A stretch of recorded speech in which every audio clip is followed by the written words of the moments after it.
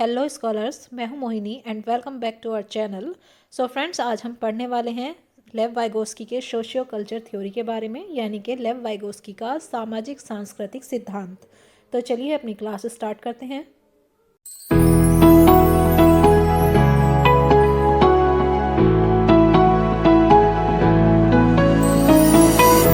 लेव वाइगोस्की, जिन्होंने सामाजिक सांस्कृतिक सिद्धांत को दिया था, ये एक रशियन साइकोलॉजिस्ट थे और इनको सोशल कंस्ट्रक्टिविस्ट भी कहा जाता है। कंस्ट्रक्टिविस्ट इसलिए क्योंकि इनका मानना था कि बच्चा अपने ज्ञान का निर्माण जो करता है वो स्वयं करता है, खुद से करता है, जैसा कि जीन पियाजे ने कहा था।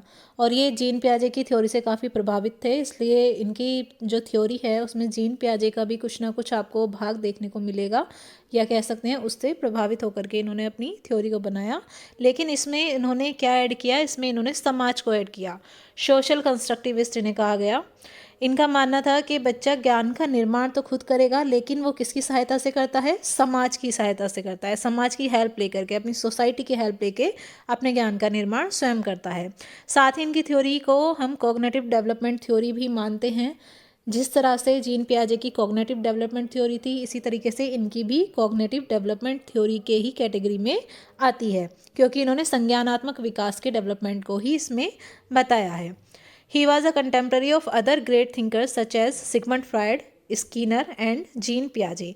इन तीनों ही जो ये थिंकर्स हैं, इनके कंटेम्प्ररी कहे गए हैं। ये लेव वाइगोस्की इन्हीं के समय के रहे हैं। तो इनका जो सबसे ज़्यादा एम्फेसिस था वो था सोशियो कल्चरल कॉन्टेक्स्ट पर। सोशियो कल्चर कॉन्टेक्स्ट मतलब सामाजिक सांस्कृतिक पक्ष पर इन्होंने बहुत ज़्यादा बल दिया था। यानी कि मानना ये था कि जो भी बच्चा सीखेगा वो अपनी संस्कृति से और अपने समाज से ही सीखेगा सबसे पहले। ठीक है, वो किस तरह से, आइए आगे देखते हैं। इस पिक्चर के थ्रू आप यहाँ पर देख सकते हैं कि बच्चा जो भी कुछ सीख रहा है अपने सराउंडिंग से सीख रहा है। A person's cognitive development is largely influenced by their surrounding culture. मतलब कि एक व्यक्ति का जो भी संज्ञानात्मक विकास है वो सबसे ज़्यादा किससे प्रभावित हो रहा है? उसके आसपास के कल्चर से प्रभावित हो रहा है। ठीक है, यहाँ पिक्चर में आप देख सकते हैं जैसे क्रिश्चियंस का कल्चर होता है, वो खाना खाने से पहले अपने भगवान को या अपने ईशा मसीह को थैंक्स बोलते हैं उस फूड को प्रोवाइड कराने के लिए। तो बच्चे जैसा अपने आसपास देख रहे हैं, क्रिश्चियन के कल्चर में जो वो देख रहे हैं वैसा ही वो अडॉप्ट कर रहे हैं और ख़ुद भी वैसा व्यवहार कर रहे हैं और सीख रहे हैं। इसी तरह से जिस घर में म्यूज़िक को ज़्यादा प्रेफरेंस दिया जाता है, जहाँ पर डांस के ज़्यादा शौकीन होते हैं, वो आसपास बच्चे अपने आसपास देखते हैं, अपने बड़ों को डांस करते हुए देखते हैं, म्यूज़िक सुनते हैं, तो वही चीज़ें वो सीखने लगते हैं। इसी तरह से आप में से कुछ लोग होंगे जो ग्रामीण परिवेश से बिलोंग करते होंगे, कुछ ऐसे होंगे जो शहर से होंगे। तो जो शहर से बच्चे होते हैं, जैसे कि हम हैं, मैं हूँ, तो मुझे ग्रामीण इलाके के बारे में इतना नहीं पता है, किस तरह से फसल उगाई जाती है, वहाँ पर किस तरीके का व्यवहार किया जाता है, क्या बोलचाल होती है। मुझे किसके बारे में पता है? शहरी परिवेश के बारे में ज़्यादा पता है, क्योंकि मेरे आसपास वैसे ही लोग हैं और उन्हीं के साथ में रही हूँ। तो इसी तरह से आप में से कुछ बच्चे ऐसे भी होंगे जो ग्रामीण परिवेश से होंगे, उन्हें ग्राम से जुड़ी हुई या गाँवों से जुड़ी हुई सारी बातें पता होंगी। वहाँ पर किस तरीके का कल्चर है, कैसा रहन सहन होता है, वहाँ उनकी आदतें कैसी होती हैं, किस तरह से वो लोग खेतों में बुआई करते हैं, फसलें उगाते हैं। तो ये सारी चीज़ें इनकी ज़्यादा नॉलेज किससे होगी? जो बच्चा ग्रामीण परिवेश में रह रहा होगा, ग्रामीण समाज में होगा। ठीक है, बजाय उनके जो शहर में रह रहे होंगे। तो ये सब चीज़ें क्या हैं? ये चीज़ें दर्शाती हैं कि बच्चा किससे सीख रहा है? अपने सोशियो कल्चर से सीख रहा है, समाज से सीख रहा है, सोसाइटी से सीख रहा है। वाइगोस्की का मानना था कि संज्ञानात्मक विकास सांस्कृतिक और सामाजिक कारकों से प्रभावित होता है। उन्होंने बच्चों में भाषण और तर्क जैसी मानसिक क्षमताओं के विकास में सामाजिक संपर्क की भूमिका पर जोर दिया। तो वाइगोस्की का मानना क्या था कि बच्चे की जो मानसिक क्षमताएं हैं वो किससे प्रभावित होती हैं? सामाजिक संपर्क से। जब तक वो अपने समाज से इंटरेक्ट नहीं करेंगे तब तक वो लैंग्वेज को, लॉजिकल रीजनिंग को, इन सब चीज़ों को नहीं सीख सकते। इन सब मेंटल एबिलिटीज़ को लर्न करने के लिए उन्हें क्या चाहिए? समाज से इंटरेक्शन होना ज़रूरी है। सेकंड पॉइंट देखते हैं इसमें। वाइगोस्की का दृढ़ विश्वास था कि समुदाय अर्थ बनाने की प्रक्रिया में एक केंद्रीय भूमिका निभाता है। यानी कि हमारी जो समुदाय है, सोसाइटी है, वो क्या करती है? कम्युनिटी जो है मीनिंग मेकिंग में बहुत ज़्यादा काम आती है। बच्चा जो भी अर्थ का निर्माण करता है वो समाज के थ्रू करता है। अब एक ही बात को लेकर के अलग अलग समाज में अलग अलग अर्थ हो सकते हैं, तो बच्चा उसी अर्थ को सीखेगा, उस बात का वही मतलब निकालेगा जो उसके समाज में मान्यता होगी। ठीक है। माता पिता, देखभाल करने वाले, सहकर्मी और संस्कृति बड़े पैमाने पर मस्तिष्क के उच्च क्रम कार्यों को विकसित करने के लिए जिम्मेदार है।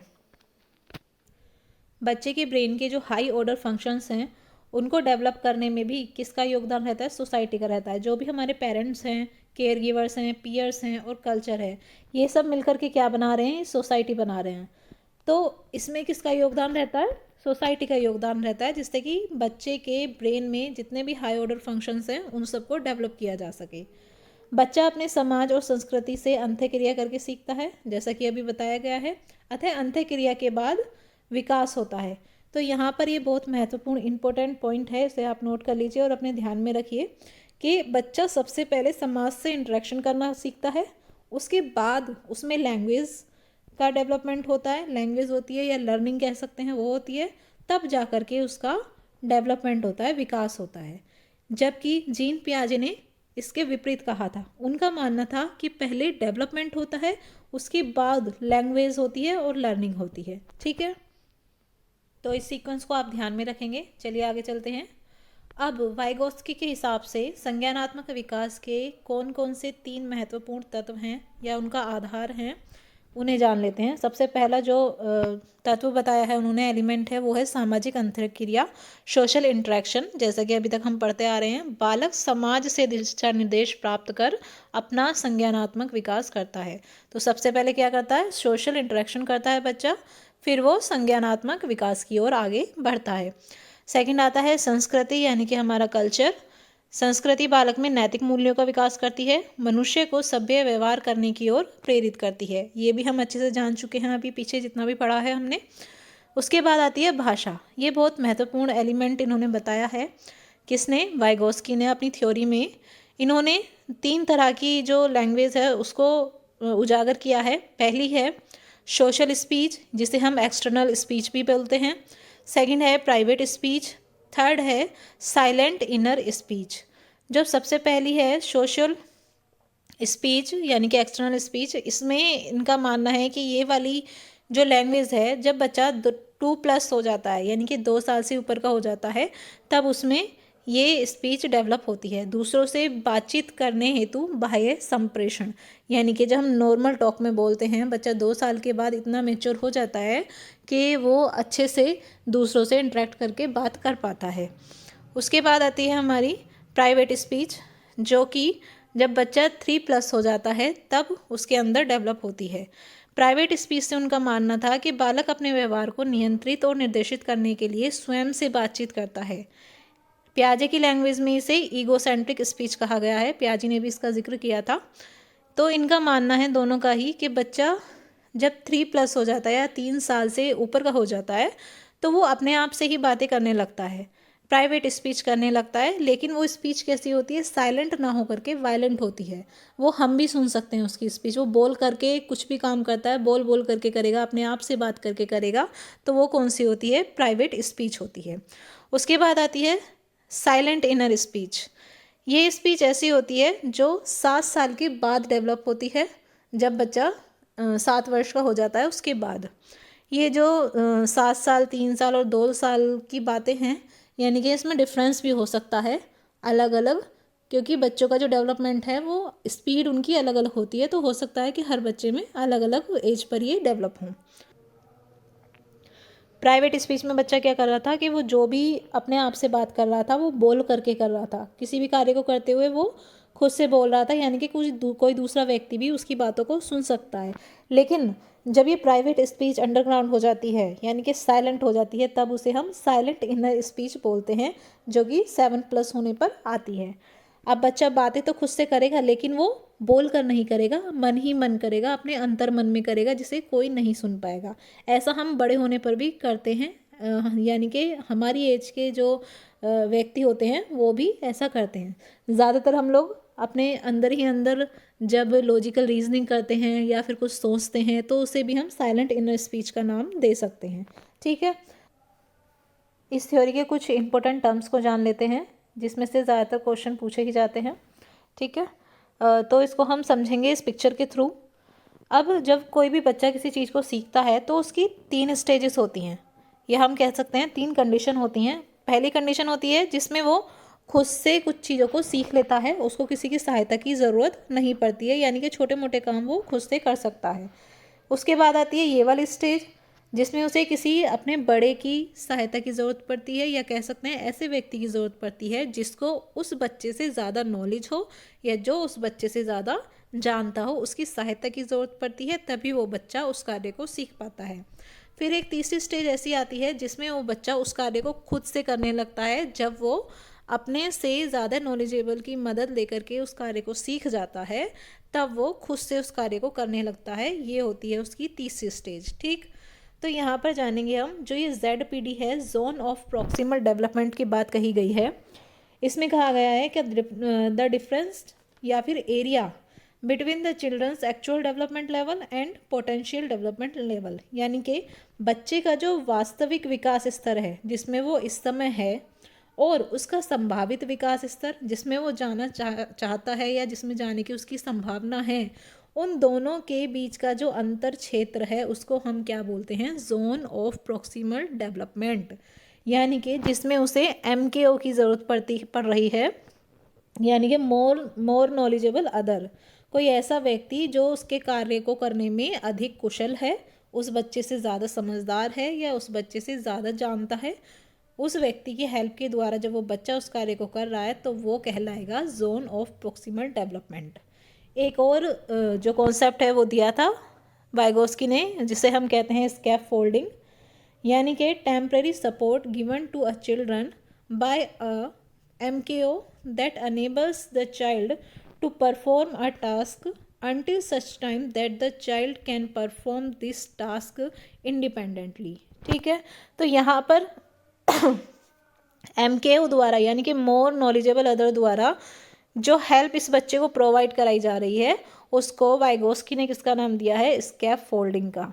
यानी कि जो हेल्प है, I can do this with some help, ये क्या होगा, ये उसका जोन ऑफ प्रॉक्सिमल डेवलपमेंट होगा। और ये जो हेल्प ये MKO कर रहा है, इस हेल्प का नाम है स्कैफ फोल्डिंग। तो ये आप ध्यान रखेंगे क्योंकि इसमें से ज़्यादातर क्वेश्चन पूछे जाते हैं। चलिए अब जल्दी से इस थ्योरी के क्रक्स को जान लेते हैं, जो मेन पॉइंट्स हैं उनको समझ लेते हैं। एग्ज़ाम में अगर ऑप्शन में आपके पास इनमें से कुछ भी वर्ड्स आएँ तो समझ लीजिए कि ये किससे जुड़ा हुआ है, ये वाइगोस्की की थ्योरी से जुड़े हुए हैं। सबसे पहला क्या है, एम्फेसिस ऑन कल्चर, इन्होंने संस्कृति पर सबसे ज़्यादा जोर दिया है। इसके अलावा इन्होंने सोशल फैक्टर्स पर जोर दिया है, और किसके रोल ऑफ लैंग्वेज पर को इन्होंने बहुत महत्वपूर्ण माना है कि बच्चा जो भी सीखेगा लैंग्वेज के थ्रू सीखेगा। लैंग्वेज बहुत बड़ी भूमिका निभाती है कुछ भी सीखने के लिए। Language comes first then development, सबसे पहले क्या आती है, लैंग्वेज आती है, उसके बाद बच्चे का विकास होता है। बच्चा पहले बोलना सीखेगा तब वो उसके थ्रू किसी और चीज़ को सीख पाएगा। Language comes first then thought, बच्चा पहले लैंग्वेज सीखेगा, भाषा सीखेगा, भाषण करना उसे आ जाएगा, उसके बाद ही वो तर्क कर पाएगा या सोच पाएगा। Learning comes first then development, सबसे पहले क्या आती है, लर्निंग आती है, उसके बाद बच्चे का विकास होता है। यानी कि first is language, then learning and then development. इन तीनों इसके सीक्वेंस को आप याद रखेंगे। उसके बाद है adults are main source of cognitive development, संज्ञानात्मक विकास के लिए सबसे ज़्यादा महत्वपूर्ण स्रोत कौन सा है, वो अडल्ट्स हैं। उस बच्चे से या उस व्यक्ति से बड़ा व्यक्ति या अधिक जानकार जो होगा वही उसका मेन सोर्स होगा कॉग्निटिव डेवलपमेंट का। ठीक है, आई होप कि आपको ये थ्योरी समझ में आई होगी। अगर अच्छी लगी है तो आगे फॉरवर्ड कीजिएगा, शेयर कीजिएगा अपने फ्रेंड्स के साथ। ठीक है, थैंक यू सो मच। मिलते हैं आपसे अब नेक्स्ट वीडियो में। Bye bye.